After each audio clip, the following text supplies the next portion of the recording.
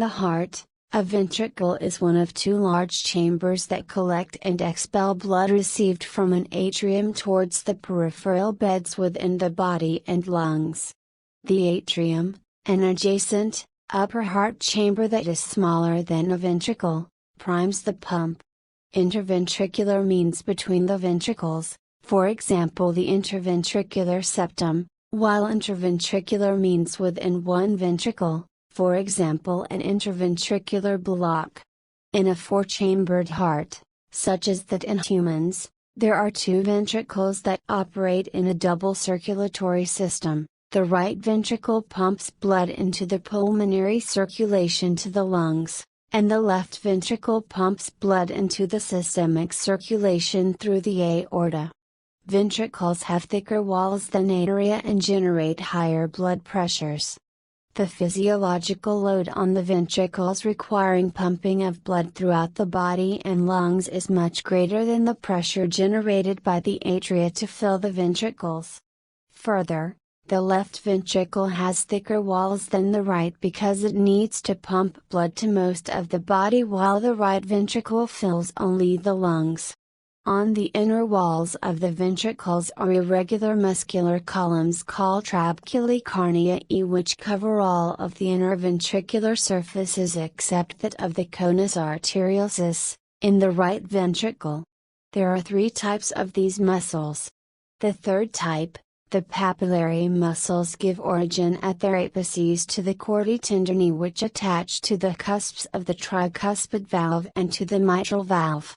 The mass of the left ventricle, as estimated by magnetic resonance imaging, averages 143 grams plus minus 38.4 grams, with a range of 87 to 124 grams.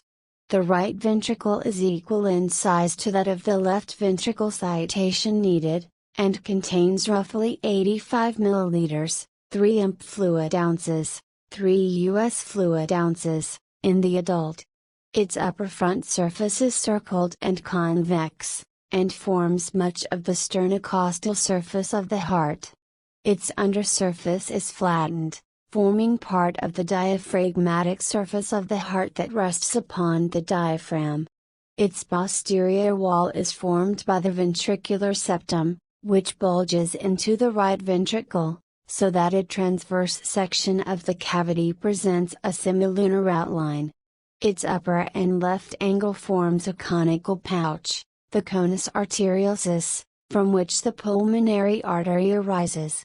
A tendinous band, called the tendon of the conus arteriosus, extends upward from the right atrioventricular fibrous ring and connects the posterior surface of the conus arteriosus to the aorta.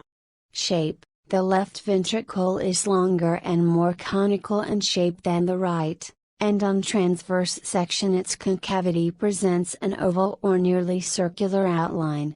It forms a small part of the sternocostal surface and a considerable part of the diaphragmatic surface of the heart. It also forms the apex of the heart.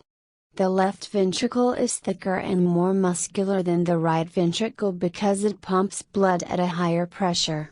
The right ventricle is triangular in shape and extends from the tricuspid valve in the right atrium to near the apex of the heart.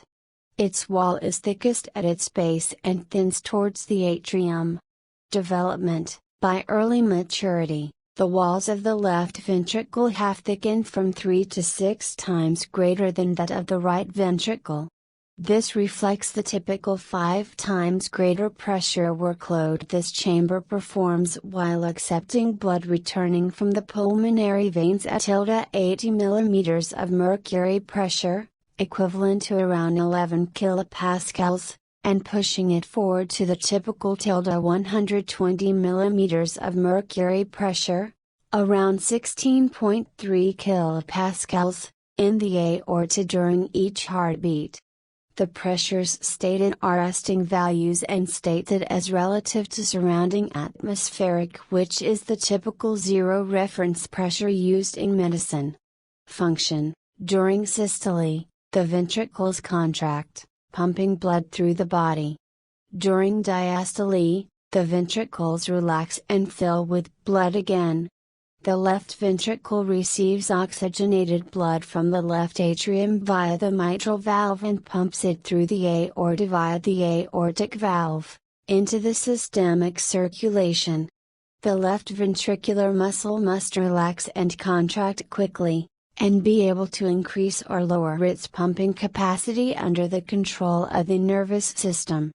In the diastolic phase, it has to relax very quickly after each contraction so as to quickly fill with the oxygenated blood flowing from the pulmonary veins. Likewise, in the systolic phase, the left ventricle must contract rapidly and forcibly to pump this blood into the aorta, overcoming the much higher aortic pressure.